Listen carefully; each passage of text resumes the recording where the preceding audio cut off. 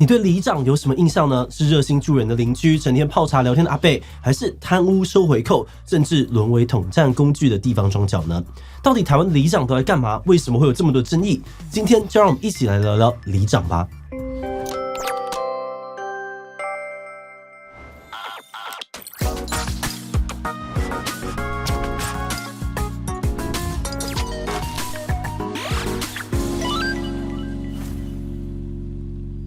Hello， 大家好，我是志奇。对不少的台湾人来说，里长应该算是一个既熟悉又陌生的存在。有些人小时候可能多少看过里长伯呢，在街坊走动跟邻居聊天，但现在很多人可能连自己选区的里长是谁，在做什么事都不太清楚。现在人们对里长印象呢，可能更多是新闻媒体上面关于里长的各种报道，不管是最美里长拍写真，或是各种贿选啊、贪污的负面新闻。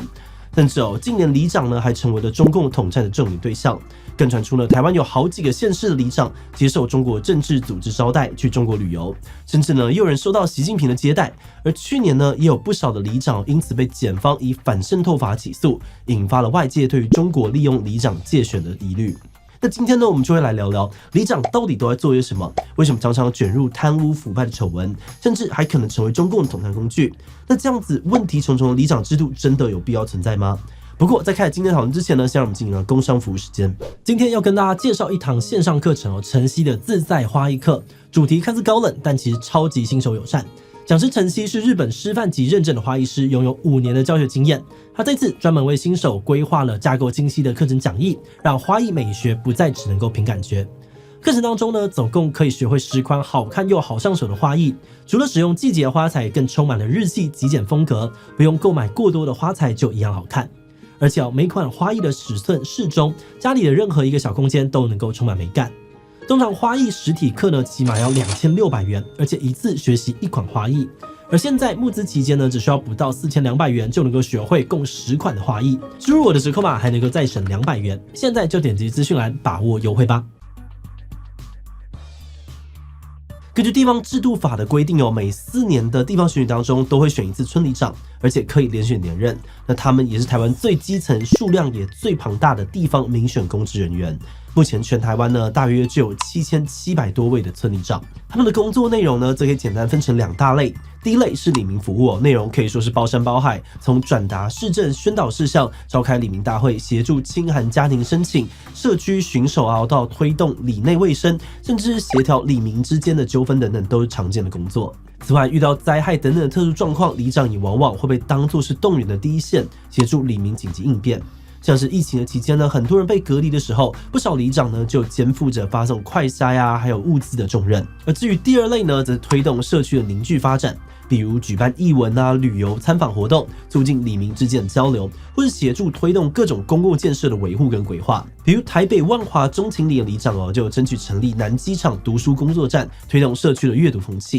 也有跟邻近的医院合作成立爱心厨房，提供弱势的老人送餐服务。那这样子看来里长的工作呢，可以说是又多又杂。很多人可能就会觉得说，那里长的待遇应该还不错吧？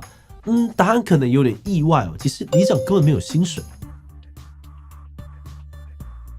根据法规呢，台湾的村里长其实是无给职，没有正式的公家薪水，也没有退休金可以领。不过，为了协助里长推动公务，政府呢还是有提供各种经费跟补助。以台北市来说，就每年30万的邻里建设服务经费，每年6万的联谊活动补助，还有每个月3万的里长办公室租金补助等等。那虽然这些数额呢看起来都很多，但这些都是要实报实销的钱，照理说呢不会进到里长的口袋。里长个人会拿到的呢，只有每个月5万元的事务补助费。这笔费用呢，名义上面是用来补助公费的支出，但因为不用核销程序所以呢也被普遍认为是里长的收入。但我分析又指出呢，这种没薪水有收入的微妙状况呢，让村里长的定位相当的尴尬。虽然他们是民选的公职，有选民的委托，但又不是正式领公家薪水的公务员或者是民意代表，没有法规上面的义务。因此呢，也有现职的里长形容他们的工作呢，有点像是良心职务，不管是为社区做牛做马，或者是泡茶聊天，其实都是合法的。换句话说，只要选上了村里长呢，在技术上面确实可以无所事事，就月领5万补助。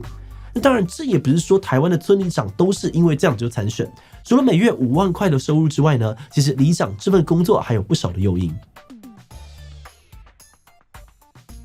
首先呢是可以拓展人脉，因为里长不只会认识里民，也常常呢要跟公部门啊各类厂商打交道。里长之间呢也不时的会举办交流活动，所以说当里长可以说是打入不同的社交圈，结识各界人脉的好机会。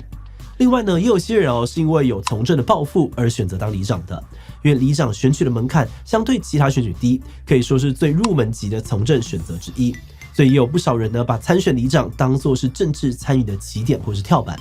而且当上里长之后呢，就可以第一线参与地方政治，包含了社区规划还有营造，甚至呢进行政策沟通等等。因此对于一些人来说，当里长是实践他们政治理想的途径之一。像是在2014的太阳花运动之后呢，台湾就出现了一波青年参选潮，有许多年轻的素人怀抱政治、社会改革理想，投入了基层的村里长选战。不过这样子的素人青年参选潮呢，在近年似乎已经退烧了，而许多曾经参选甚至选上里长的素人，后来也都选择放弃从政。那有报道就指出，这个状况的背后恰恰反映出了里长工作的困境。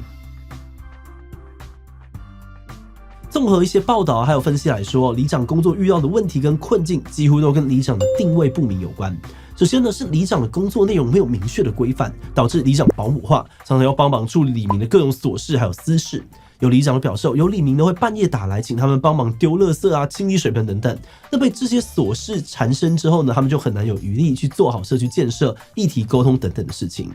那也有已经放弃从政的前里长表示，即使真的想办法抽出时间投入社区营造，也很难真的落实原有的理想。因为公共建设的推动呢，涉及到了很多利益，而里长夹在中间，往往必须要不断的妥协跟退让。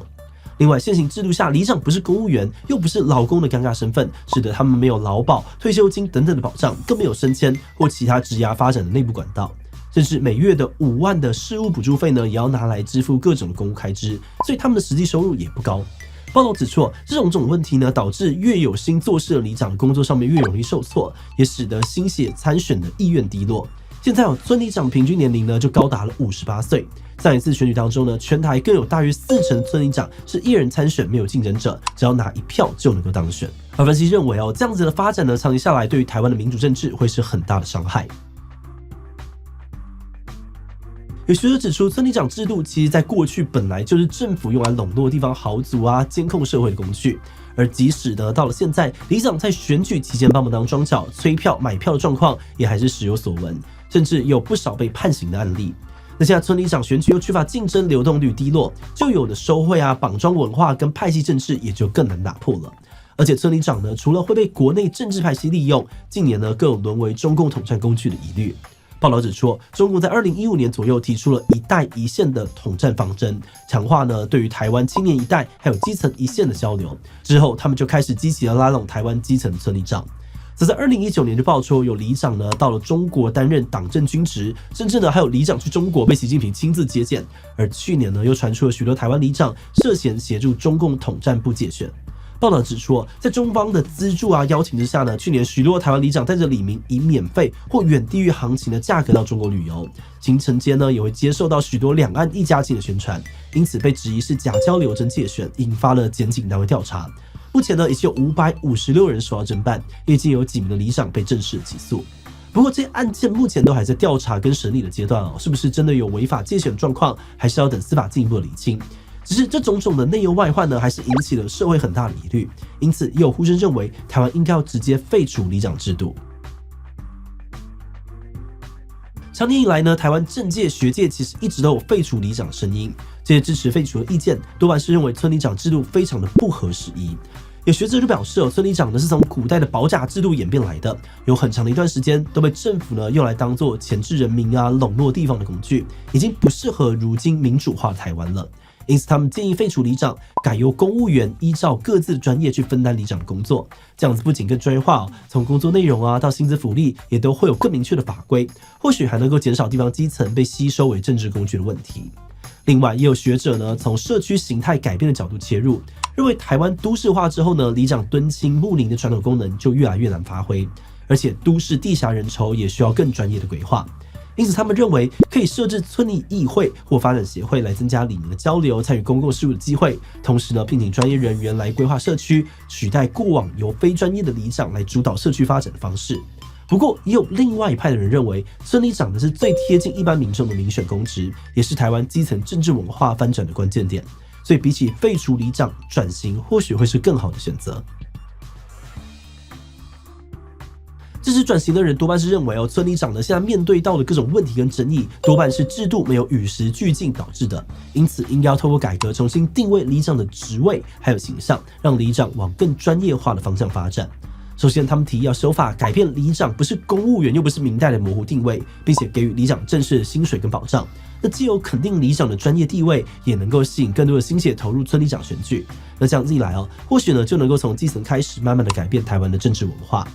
同时，他们认为里长的工作内容也应该要摆脱处理里民私事的杂工角色，转型成社区规划师或者社区 CEO， 负责统合社区的资源，汇整里民的意见，并且找专业的团队协助，来共同的规划社区的建设与发展。那其实近年来呢，台湾也有一些村里长转型的倡议活动，比如说呢，有现职里长就发起了独立村里长学院计划，整理懒人包，让大众更了解里长的工作，也开办了工作坊，鼓励青年参选。老实说呢，我们团队多数人对于里长的印象都蛮模糊的，会感觉里长好像没有在做什么事情。但其实呢，也有人对于里长的印象比较亲切，觉得他们常常帮里民解决各种大小事。但同时里长呢也长期和收贿绑桩的丑闻挂钩，甚至现在还有沦为统战工具的疑虑。